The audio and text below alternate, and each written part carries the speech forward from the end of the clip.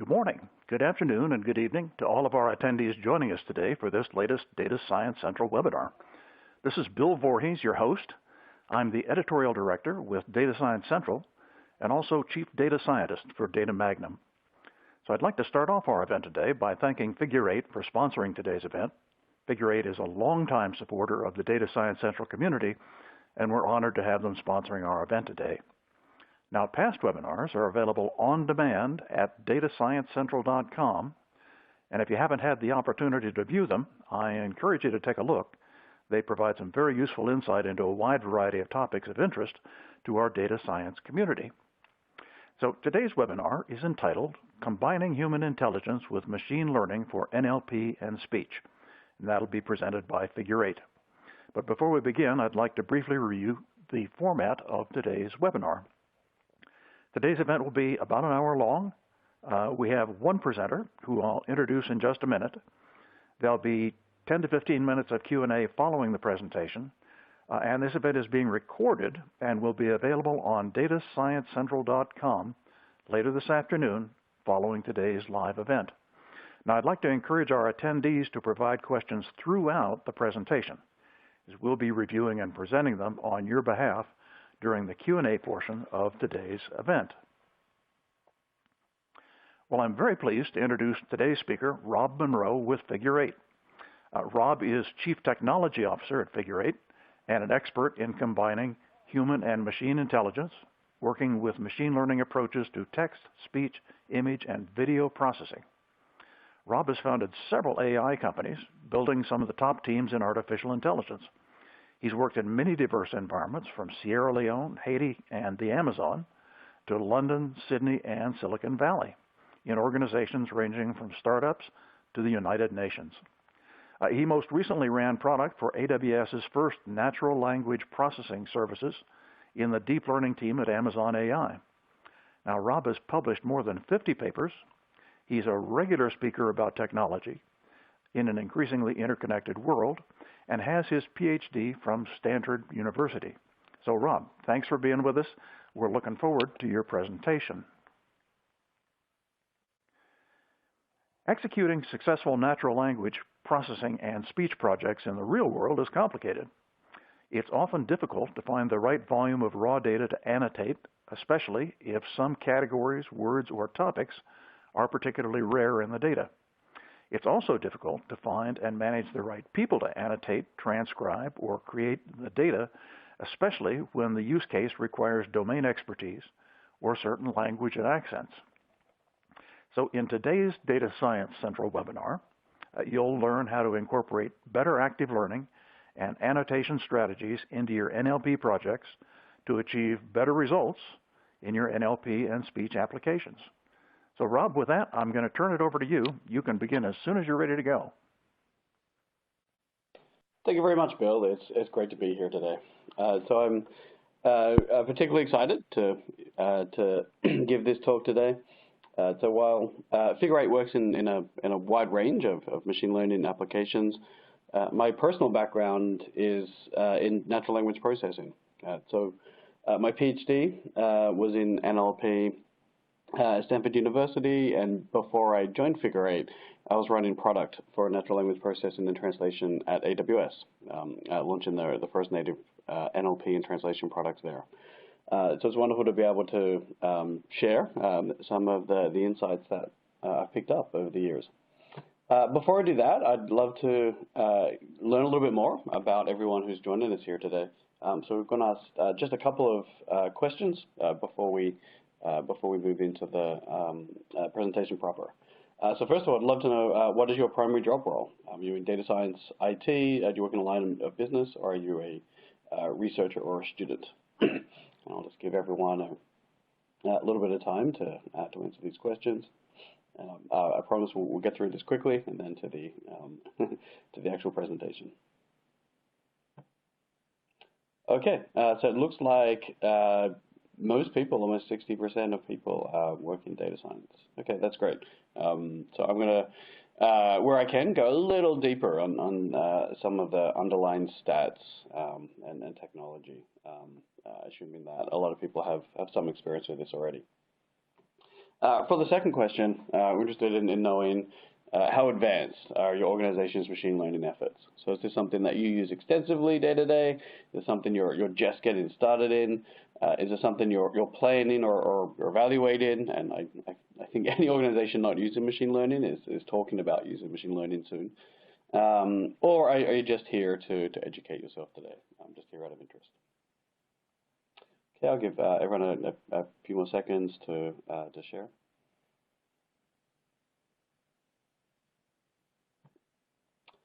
All right, so it looks like, it's a real mix here. Pretty much equal number of people using it extensively or just here to educate, and almost half of everyone just getting started. Okay, well, hopefully today's talk will let you start thinking about the right ways to combine human and machine learning approaches to gathering data. So overview for today, I'll talk about why human-in-the-loop is important for text and speech processing, drawing on some areas I've worked in very critical data. I'll talk about common strategies in active learning. So these are strategies that you'll find across all different sorts of use cases, whether it's computer vision, NLP, or speech. I'll talk about them specifically in the context of text and speech data. And then I'll do a deep dive into 4 different use cases within text and speech. So text categorization, information extraction, in this case looking to extract named entities, translation, and speech data. Talking about how the different active learning strategies are a little bit different for these different kinds of use cases, and going over the different things that you need to think about. So first of all, I'll talk about why human-in-the-loop processing is important for text and speech. And so this is an area that's, I think, really interesting because we have this just natural compulsion to speak to our technology. So for as long as we've built technology, we've dreamed of ways to interact with it with natural language. So this famous scene here is from the movie 2001: Space Odyssey. So this movie was made in 1968, or released in 1969. It was actually released before the moon landing, so it's fairly old. And in this scene, the astronaut is playing chess against the computer HAL. And what I think is really interesting is that when this was first shown to test audiences, the audiences absolutely just balked at the idea that by the year 2000, a computer could beat a human in chess. They just couldn't believe that computing power and AI would get to a point where a computer could be that competitive in chess. But no one in those same audiences even batted an eyelid that this very computer had mastered not just English, but subtle condescension in English as well. And certainly, fast forward almost 50 years, and we can see, or more than 50 years, we can see that certainly it's been more than 20 years now since chess has beaten the grandmasters, but we really only have basic kind of interactions with language.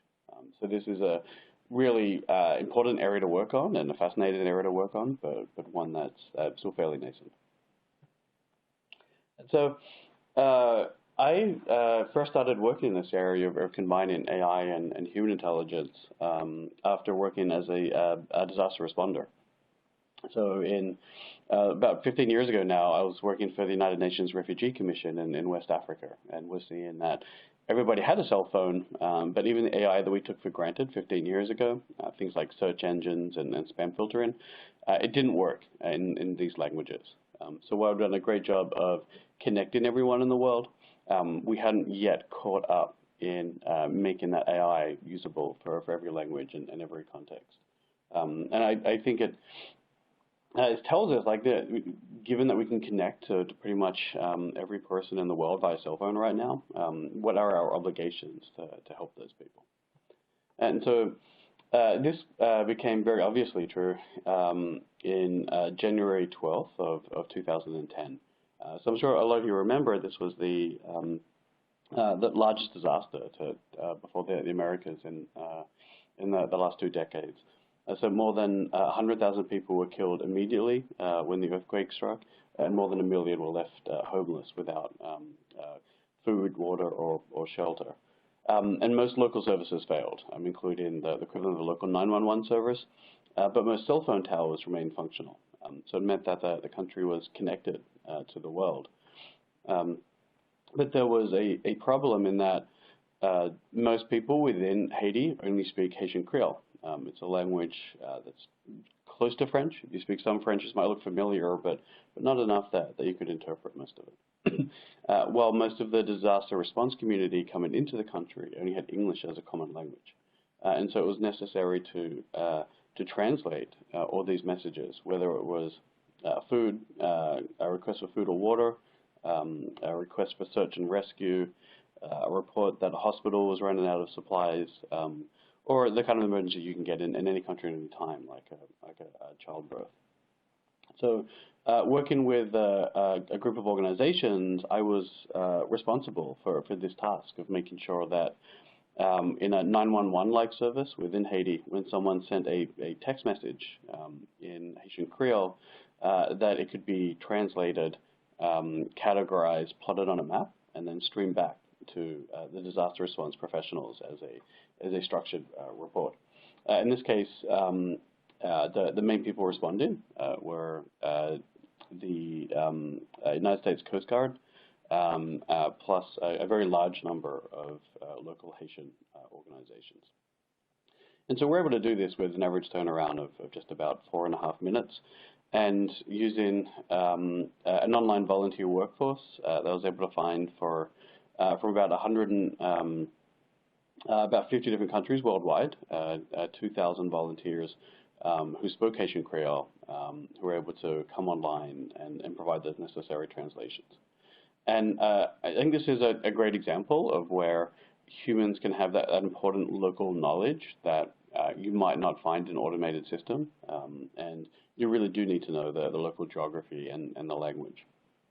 So here's an example. So let's assume that you've already found a way to translate these messages, and then you're seeing that Sacred Heart Hospital in the village of OCAP is ready to receive those who are injured. So if you look on this map, I bet you'd struggle to find OCAP quickly. I'm going to zoom in, and maybe you'll be able to see where it is here, or maybe not. There's still a lot of towns here. We'll zoom in one more time. And I wonder if anyone's able to see it yet. Probably not. So OCAP is actually a slang term in Haitian Creole. So it's slang for Cap-Haïtien. So Cap-Haïtien is the second largest city in Haiti. If you know the country, you've heard of the city. And once you know it's a slang term, you can see why this might be the case. So the CAP in Cap-Haïtien becomes KAP. We see this a lot across languages. What might be a hard C in English is actually a K in another language. And O just marks it as a location, the same way you might see other prefixes in languages marking the location. But if you didn't know that, then you might spend a long time trying to find out exactly where this location is. Or the person with the local linguistic knowledge will know immediately where that location is. And they might also be able to tell you that while it's said to be in Cap-Haïtien, this particular hospital is actually about 20 kilometers, 15 miles south of the city itself. So a great example of local knowledge and how this really can be worldwide can be found in one particular example where two of the Haitian volunteers, Delilah, who was in San Francisco, where we're broadcasting from today, and then Apo, who was in Montreal, were collaborating in an online chat room in order to find a location. So Delilah was saying she needed a location, Thomason. And Apo can immediately reply and say, yes, this is the exact longitude and latitude of where this is. And as he says, this is an area past Pétionville. It's a well-known suburb just outside of the capital, Port-au-Prince. It's not on street maps. They have no names there. And so we can look at Google Street Maps at the time and see that, yes, he's able to put a dot on a map because he'd grown up there, even though he now lives in Montreal. But someone without that local knowledge would have no way of looking at a map and finding out exactly where that village was located. In this particular case, this was a child delivery, so the U.S. Coast Guard were able to help breach birth. I like this story because it meant that, in the middle of a disaster, something that may have happened anyway, breech birth, was attended by much more trained physicians than would have had he not been in the middle of the disaster. I think it provides a really good example of how people anywhere in the world can come together to help. So July says, thank God you were here, and it's interesting to think about, where does here mean? Is it San Francisco? Is it Haiti? Is it Montreal? Is it the online chat room? Certainly all of those locations came together to help with this one child delivery. So in this particular deployment, we're able to translate about 80,000 messages with an average turnaround of just 4.5 minutes. And so to get an idea of what this looks like, 80,000 messages at 12-point font could probably paper the wall that you're next to right now. So no one had done real-time translation of data in any context before using crowdsourcing, let alone in a disaster. So this is something that's been common since, and it shows you that you really can engage humans at a great scale in order to process your data. So big local impacts of the Marines and the Coast Guard, where we're using it every day. The largest single group of people that we know we helped, the World Food Program, were in formal camp of 2,500 people. They were in an area outside of the capital that had just been missed in the valley out there. And we transferred this from volunteers to paid workers in Haiti who remain employed to this day as crowdsourced workers and have collectively earned more than $1 million. It was also a really important early use case in human-in-the-loop translation. So we took these, the parallel text in English and Haitian Creole, and then worked with both Microsoft and Google so that they could quickly release the first English to Haitian Creole translation services. They were both able to do this within a couple of weeks of the disaster in Haiti, having had no previous English and Haitian Creole translation. And what was important here, and it'll be a theme throughout today's talk, is that the data, because it was about things like child delivery, because it had the right slang, because it was related to medical and disaster response, it means that their translation engines were most accurate in data related to medicine and emergency response. So that means that these translation systems we use to augment human translators in other areas of the disaster response going forward. And in turn, those machine translations, when wrong, can be corrected by humans. So creating this loop, we're able to leverage humans in order to have AI systems to power at scale. And so this is something that I've worked in a few areas. I'll give one more use case, which was bigger on the machine learning side, before jumping into the description about active learning.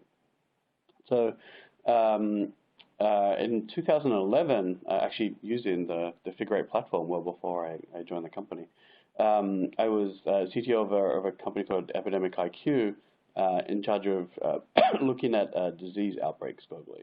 So epidemics are the world's single greatest killer, and no organization is tracking them all. So you may have seen movies where people are, seeing a big wall-sized heat map of the world, and it flares up every time there's a disease outbreak. That only exists in movies. I think the budget for those movies probably exceeds the actual budget for tracking disease outbreaks globally. And this is a worry because there's only been one human disease eradicated in the last 75 years, that's smallpox. And air travel has increased much more in that time. So the chance of I coughed as I said that. I'm sure I'm okay. The chance of a pathogen sneaking onto a plane is really, really high. And this is inherently a language problem. So there's this interesting correlation where 90% of the world's ecological diversity is in a thin strip of the tropics, and that ecological diversity includes 90% of the world's pathogens. And that's also where 90% of the linguistic diversity in the world is located. So what this means is that when a disease outbreak is first reported, it could be in any one of thousands of languages, probably not English. And so merely finding these reports is really important because every time there's a new strain of the flu or hemorrhagic fever like Ebola, every single transmission is a possibility for it to mutate and become much more deadly. And we can actually go back and see this.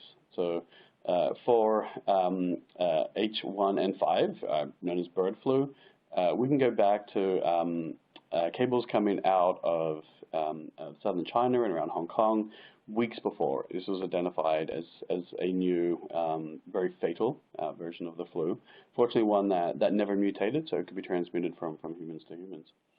For swine flu, we can go back months and find early reports, in this case in Spanish, coming out of Mexico, where all the young people in one town were said to get very sick.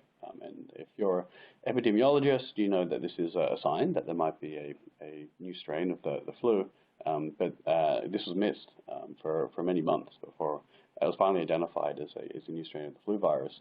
In the case of HIV, we can go back and find reports decades earlier, which really should have told us that this was a new virus before it was finally isolated as such here in San Francisco many decades later.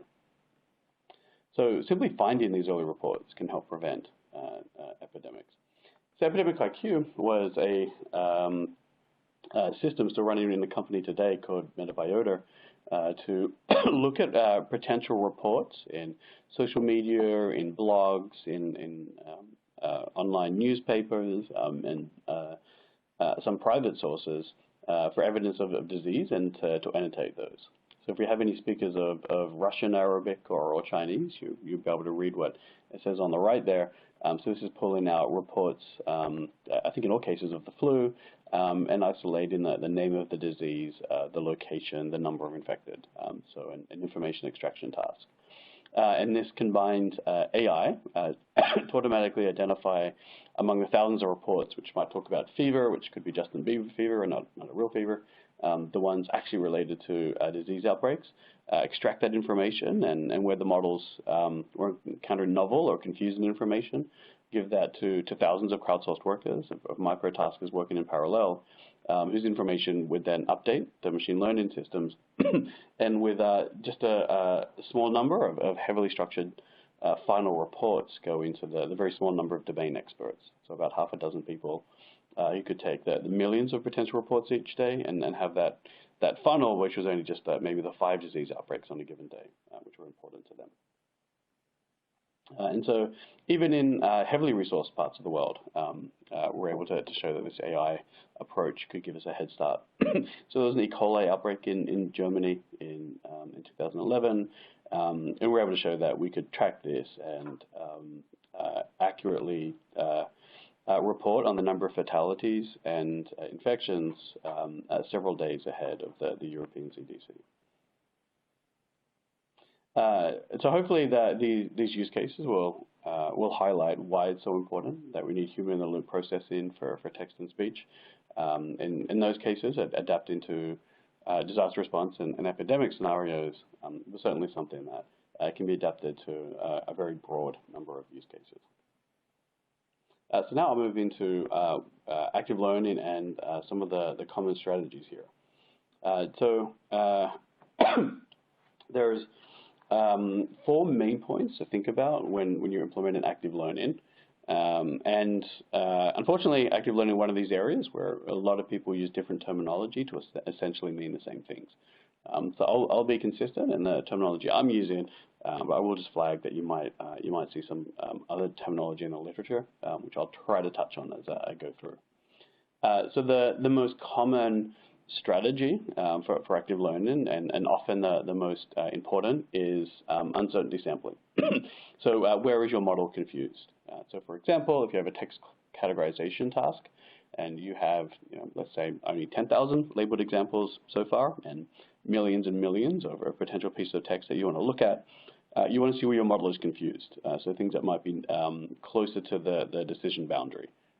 So these are more likely to be misclassified by your current model. Therefore, these are ones for which you will want to sample to get a human evaluation on to update your model.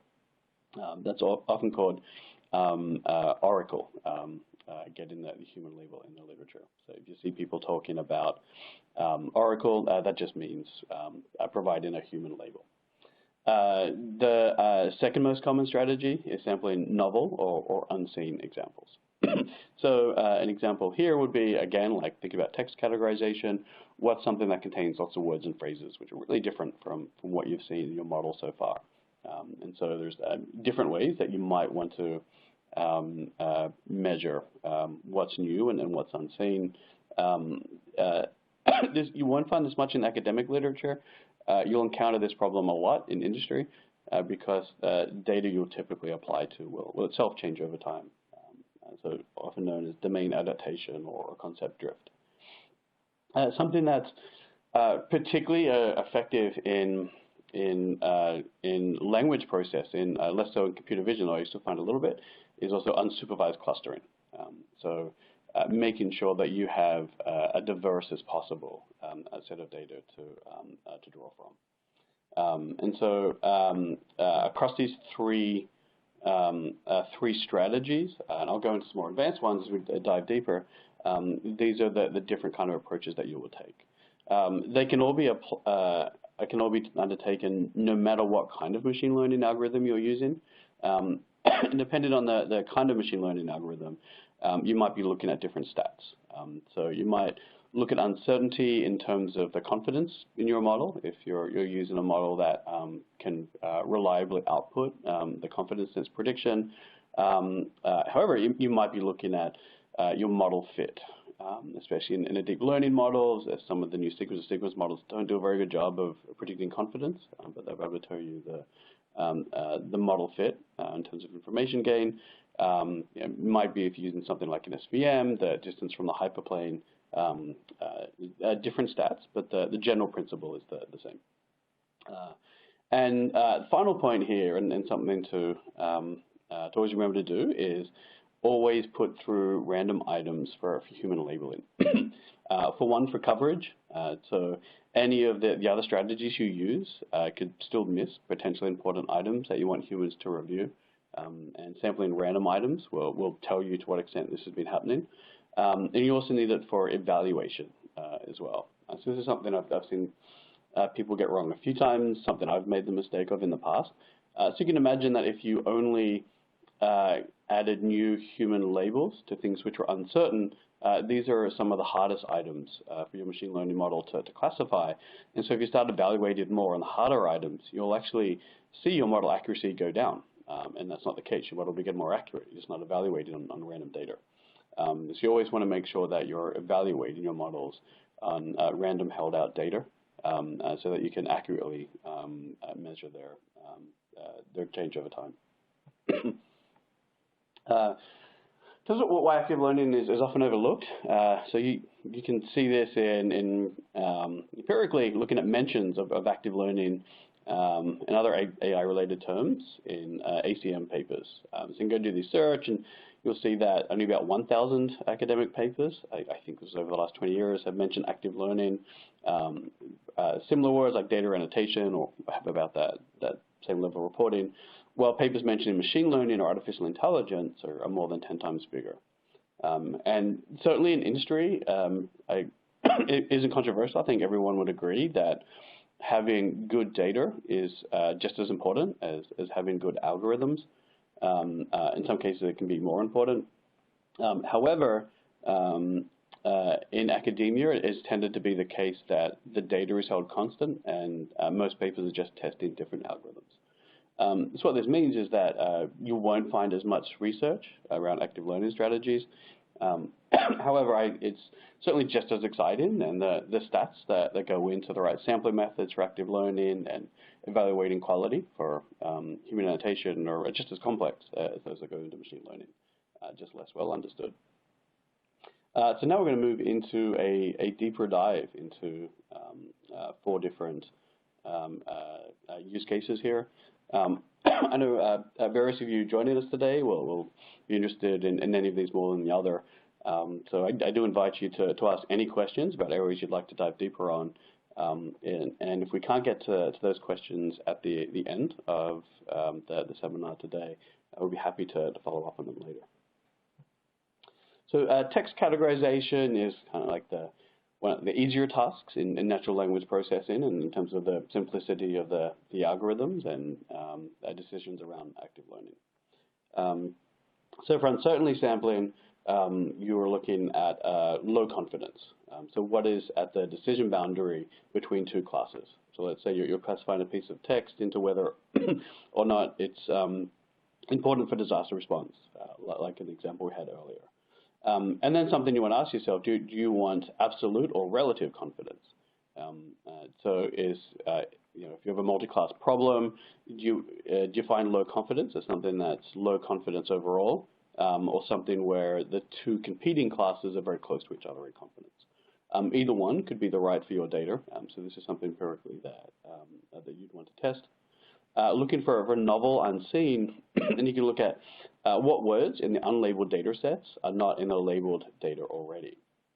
And this is one area where I think it's a lot easier to do this kind of sampling in text than it is in images, because thinking about which pixels or pixel colors are present is not a good fundamental unit as words are. However, it's also useful to ask to what extent words are useful across languages. So in English, we're pretty lucky in that we have nice spacing between words to easily delineate them. In Chinese, you don't get that. And also, English is morphologically impoverished, which means that there's not that many suffixes and prefixes on our words.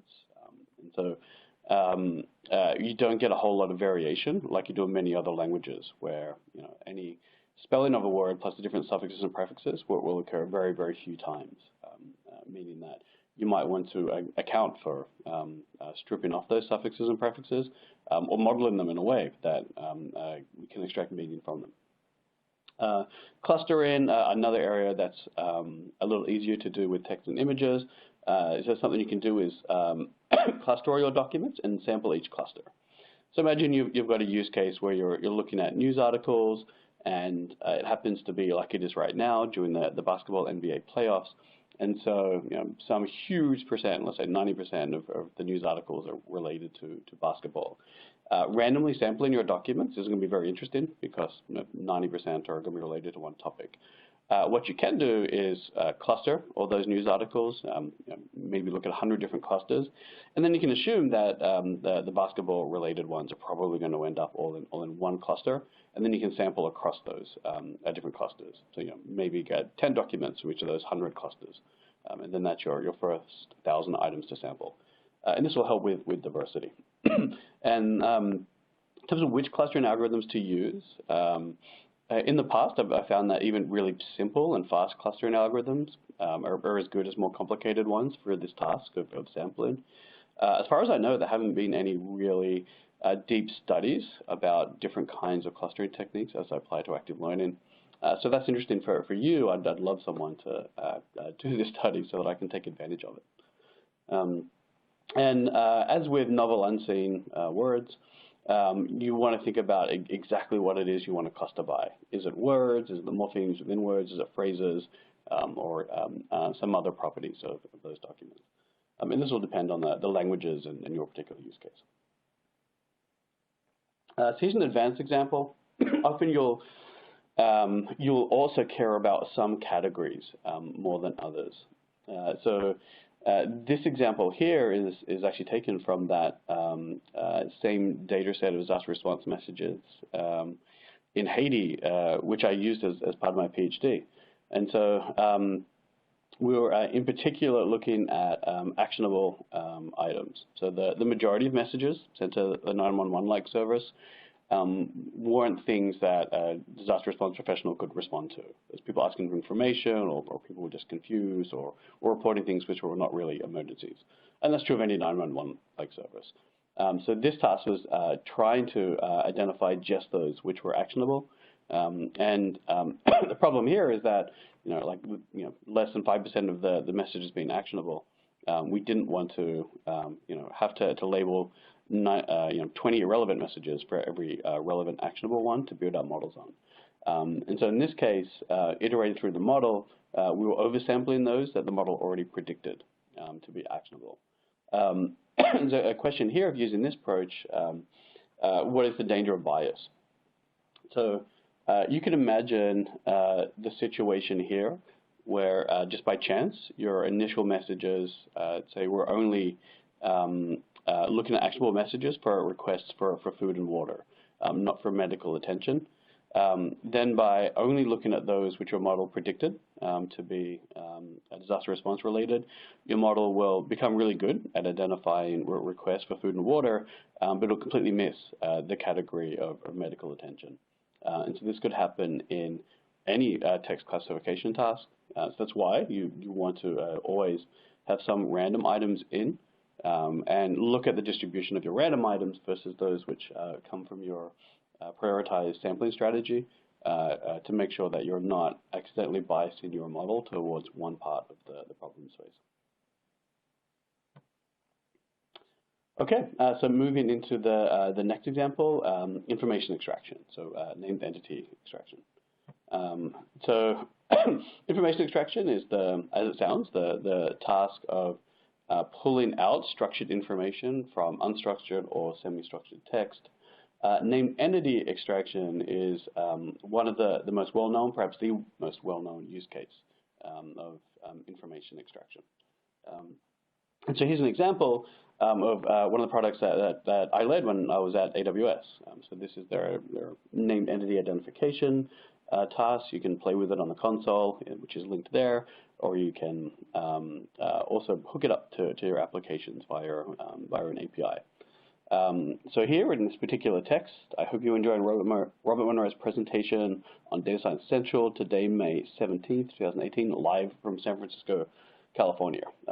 And you can see these named entities as they sound, in English, essentially like proper nouns and related terms, are extracted. So it's predicted that Robert Monroe is a person with 99% confidence, that Data Science Central is an organization, in this case with only 76% confidence. Bill, you'll have to work on the brand recognition there. It's correctly pulled out that I'm referring to a date, given high confidence, and our location as well. So this is a particularly useful task as a building block for more sophisticated kinds of information extraction. So you probably noticed that in the email clients that you're using, or maybe on your phone, sometimes when someone is sending you an email or a text message, that it automatically populates your calendar or suggests a calendar entry. So it's using exactly this kind of technology. It's pulling out entities for dates, for times, for locations, and for meeting participants.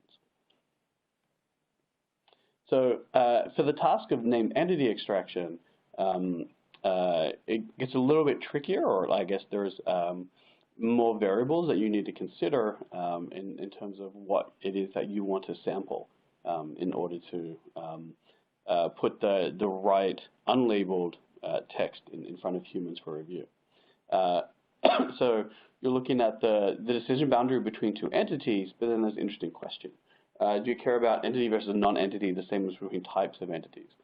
So in text, overwhelmingly, most of the words would not be entities that you're extracting. And so how much do you care about the difference between what's a kind of entity and a non-entity, because that would be the majority if you're randomly sampling, versus trying to distinguish, for example, if it was Washington, and is it Washington the person or Washington the location? So often you'll look at the accuracy of your model, see where the most confusion lies between entity types or between certain entities and non-entities, and then look to oversample in those areas.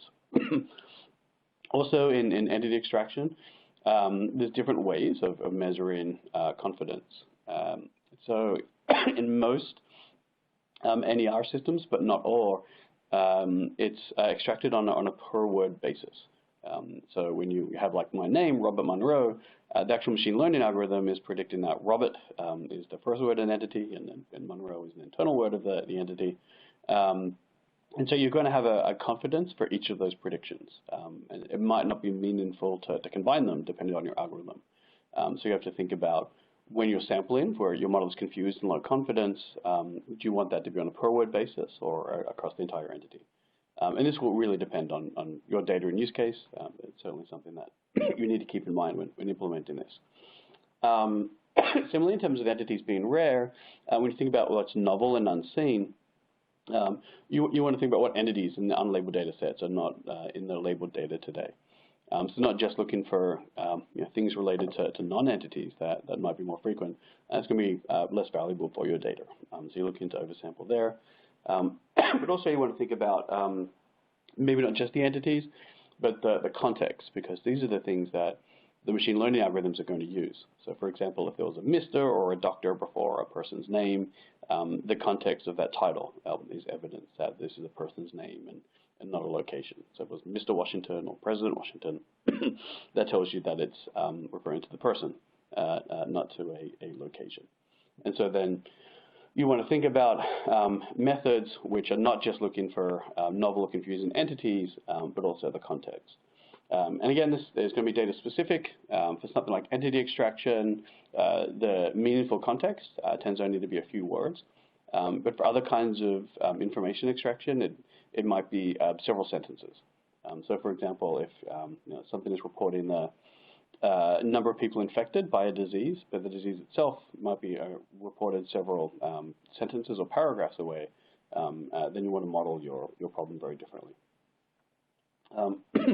So for clustering and for diversity, as with novel sampling, you want to think about not just entities themselves, but the words before and after. And then this makes for a more interesting task to think about how a human should label this data. So it's fairly time consuming to ask a human to look at a paragraph of text and go through and highlight every single one and choose the correct entity classification. But if you already have a model that's reasonably accurate and you can rely on, and then you can simplify this. So you can simply turn this into a binary question. So show a human a entity in context and say, is this a person, yes or no? And only in the case of no, that does need to go to a more complicated workflow. And we see sometimes as much as a 10x speed up in putting data through this binary yes-no system once you already have a model compared to random labeling. However, you do have to worry about introducing bias into the human process. Humans will be more likely to agree with the machine learning model, even if it's wrong. And this method can completely miss some entities. If there's no prediction from the machine learning model to begin with, then that's not going to go to a human for review. So you have to think about workflows to potentially capture entities which are missed. For an advanced example, it's a really interesting paper which was just presented about 2 weeks ago. So these are actually colleagues of mine. They worked in the science team as part of the NER product for Amazon. And as is common in modern machine learning approaches to entity extraction, they're combining models which model at the word level and models which model at the character level. So you can remember talking about how different suffixes and prefix matter. This is how this is often addressed by having one model which will model sequences of words and one which will model sequences of characters. In theory, you could model just sequences of characters, and some people have done this. But once the context becomes large, it just becomes really inefficient computationally. And so in order to just make this a quicker model to train, people tend to stick with combinations of words and character models. And then use a sequence model to combine them. I believe they use an LSTM to combine them. LSTMs are falling out of favor at the moment, but any other kind of sequence model could work there too. And what was really interesting about their paper, looking at different strategies, and in this case, I believe uncertainty sampling, the first one we introduced was the most accurate here. They showed that for entity extraction in English and Chinese, they could get almost state-of-the-art results with only 25% of the training data available. So starting with a small amount of data and just identifying the most important training items, if this is a real-world scenario, they were able to cut their costs to a quarter. Or you could think of this in the context of disaster response, especially. They're able to get to as good as possible performance in just a quarter of the time. So if either cost of labeling or time are critical factors, and they typically are, you can see the advantage here. It's a really accessible paper as well. It covers, in general, a lot about both the kinds of models that they use and the active learning strategies. So if you'd like to do a deeper dive on information extraction, I do recommend it. Translation is probably has the longest history of thinking about how humans and AI can combine. So translation is known as machine translation, and I think it's interesting historically in computer science that anything that starts with the word machine, it's a scientific discipline that goes back to the 60s and 70s. If it happened later, it would be called artificial or digital or something else. So people were first looking at trying to make human translation better in the 1960s and 70s. Even right through to the 80s, it failed. So lots of really, really smart people were trying to find a way where you would get more accuracy and better throughput with machine translation, helping the humans. However, it was never able to beat a baseline of a human simply viewing the text and typing it out, typing out what they think is the proper translation. And basically it meant that the reason was that, even like a small error, if one word in a sentence was wrong by the machine translation, by the time a human went in and evaluated that error and typed the correction, that took the same amount of time as just typing that entire sentence from scratch. So it seems like it should have been a very easy and natural task of combining human and machine translation. It actually wasn't until around 2011, 2012, that a then PhD student, now CEO of Lilt, whose interface we have a copy of here, called Spence Green, showed that it was possible to combine human and machine translation, but a lot of the innovation here actually came in the interface. So what's the smartest way to quickly allow someone to accept different translations, reject them, edit them? And so it's really just been in the last couple of years that we've seen, for the first time, sophisticated tools for combining the two. Moving on to the last use case here, and after this we'll look forward to answering some of the questions which have been coming in, is speech data. So this is something that we work on quite a lot at Figure 8. So if you speak to your phone or your device in your house, chances are we're helping creating the data for that. Everything that applied to the other use cases applies to speech data in terms of sampling. But the area to deep dive on here is, one, how can you just generate the data naturally versus try to sample it? So you can imagine that you're a smartphone vendor and you want to connect your phone to your house, and so you want to have your phone know how to turn on a light. It might take a very long time to sample this across random selections of text, and so it's often more cost-effective and a lot faster to just generate this. So on our platform, we will ask people, hey, please think of 5 different ways to say turn on the light in your language or languages, and collect that data there. And what that means is that when this feature is turned on your phones, it's sort of been trained on that data. It's not relying on your voice and training on that in order to become more accurate. And here, you're looking for phoneme sequences, not letters and words. And this is tricky and often goes against sometimes our basic intuitions. So, for example, in English, you speak it, but you might not realize that the plural in English, which is always written with an S, is actually 2 different phonemes. It's sometimes an S and sometimes a Z sound. So cats and dogs are the 2 examples there.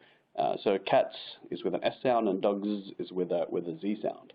And so you want to make sure that you're capturing both of those in your data, whereas in text it's obviously just the one S if you're looking for that variety. And this is actually very systematic in English. So the difference between an S and a Z is just called voiced-in. It's whether or not you're vibrating your vocal folds. And in English, it depends on the previous letter, or the previous phoneme, rather. So T is not voiced, so cats is with the unvoiced S. Dogs, the G is voiced, and so it's the Z sound following. And this is a fairly hard and fast rule in English. It's something that your brain knows unconsciously because you always pronounce it correctly, even if you didn't know it consciously. And to a big extent, every phoneme is pronounced differently depending on the phonemes around it. Maybe not a hard and fast rule like that one is for the English citizens, but it certainly means that you need to think about not just which phonemes you're capturing, but the sequences of phonemes, because they'll be pronounced very, very differently. Not to mention that those kinds of variations will differ by region, by accent, even across individuals. So that's speech data, and I hope you enjoyed the deep dives into those different use cases. Like I said, I'm happy to take questions on all of those, and can follow up any that we don't get to now. So with that, I'll turn it back over to Bill for questions. Well, Rob, hey, thank you for that excellent presentation. We'll get started with today's Q&A session, and I want to thank the audience for their participation. We've had a lot of questions that have come in, and we'll do our best to get through all of them in the time remaining. So during this Q&A session, I'll leave up this screen with contact information for Rob if you'd like to contact him following today's webinar. So let's get started. Rob, question from the audience. Project that they have in mind involves very specialized language. So there's a general question and a specific question here, and that is, in general, how do I get started with a project that has very specialized language? And then a very specific question about entity extraction, for example, for medical terminology. Great, yeah. So getting started with projects that have very specific language, especially with speech, means that you'll need to identify the speakers of those languages. And so with Figure 8 and with other similar platforms to ours, we have hundreds of thousands of people who work on our platform, and we allow people to drill in by geographies, by language spoken, to focus on those communities. And often we'll build relationships with certain communities. So if we're doing medical text, we'll reach out to work partners of ours who we know have trained medical professionals. A big part of that is just simply also just making sure that you get a real variety of people, because even within one community, especially for speech, you'll get a lot of individual variation. So especially if you're looking between countries, so like UK English or American English. And yeah, and in some cases it's just impossible. So I grew up in Australia, then I lived in England and Africa, and I've been in the USA for 10 years. I have an accent like no one else as a result. So I don't expect speech recognition to work very well for me. The second question, again, if you're looking at medical terminology, and this is certainly an area where you want subject matter experts to help with annotating that data. With this entire subfield of entity extraction devoted to medical terminology, I'd say it's probably the single biggest subfield in entity extractions. There's a lot of literature around that. If you can't get medical professionals, you want to think about how you can break down the tasks and train non-professionals. So certainly we've seen this in other areas like medical imaging. For a long time, it was thought that only medical professionals could do things like identify cancerous versus non-cancerous cells. But a number of studies have now shown that with the right quality control, untrained crowdsource workers can get that same level of accuracy. In fact, the first paper on that was written by someone now working with us here at Figure 8. And the same will be true for a lot of use cases in the medical domain. If you can break things down into binary questions and make it very clear instructions, then I think you'll be able to generate some data there. Just a flag, we actually have some free data sets at Figure 8 that anyone can use for commercial or research purposes, including one last week that we released on medical relation extraction. So identify not just entities, but how those entities identify the relationship between them, like this drug can cause this side effect. I'd encourage anyone to have a look at that data. Well, Rob, thanks. And interesting that you should mention public data sets, because the next question or group of questions has to do with how much data is enough data to get started in a project. So, the first part of this is, well, how much data do I really need in order to get my initial training set going? And then further, if I don't have enough, can I augment that with open source? And now you've mentioned that you have some open source data for use. Yeah. So in terms of the data to get started, it's really going to depend on your use case and the accuracy you're looking for at the end. But to put a firm number on it, I typically tell people that your models will become most accurate when you have about 10,000 examples of each of the categories and labels that you want to extract. So if that's text categorization, then for whatever the rarest category is, you want to make sure you have at least 10,000 of those. If it's entity extraction, then at least 10,000 examples of each of your entity types. But obviously, with like the active learning methods we showed, you might be able to get away with less training items. And it'll depend on your use case as well. Like, for the simpler use cases, it could be as little as 1,000, or for complicated ones, it could be as big as 100,000. And hopefully, that's something that'll become clear as you start to collect data, what your path to accuracy looks like. But certainly, my typical go-to is around about 10,000 as an assumption going in. Okay, and can I augment my own training data with open source? For example, the stuff that you have available? Yes. Absolutely. Some of the problems there, and something we're trying to address here with the new data sets we're releasing, is that a lot of the open source data is really narrow in domain. So the biggest entity data sources are just on English news articles, which are very formal English speech. A lot of evidence has shown that they don't get mapped very well to things like social media, where you can't rely on things like capitalization to be a good feature to predict names. Same for a lot of the text categorization data sets which are out there. So certainly, you can and everyone should look to open source data to evaluate your models. But for the most part, they can be thought of as good benchmarks in terms of if your model performs well on that kind of data, the same algorithm should hopefully perform well on other kinds of data.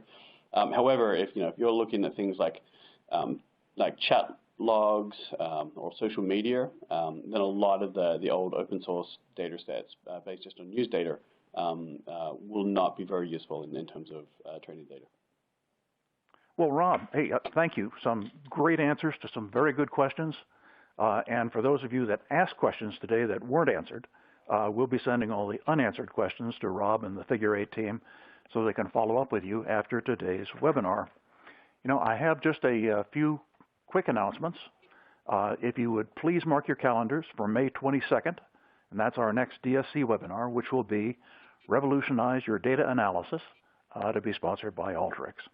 Also remember that today's taping will be available for on-demand viewing later today, and you can find that on the home page of Data Science Central in the Webinar tab located at the top of the page. Well, that brings today's webinar to a close. I'd like to thank our audience for their attendance and thoughtful questions, and a special thanks again to Figure 8 for their sponsorship, and particularly our speaker today, Rob Monroe, for his insight into today's topic. This is Bill Voorhees. I'm very pleased to have been your host for today's event. I look forward to seeing you all again on May 22nd. Have a great day. Thank you, Bill. Thank you all.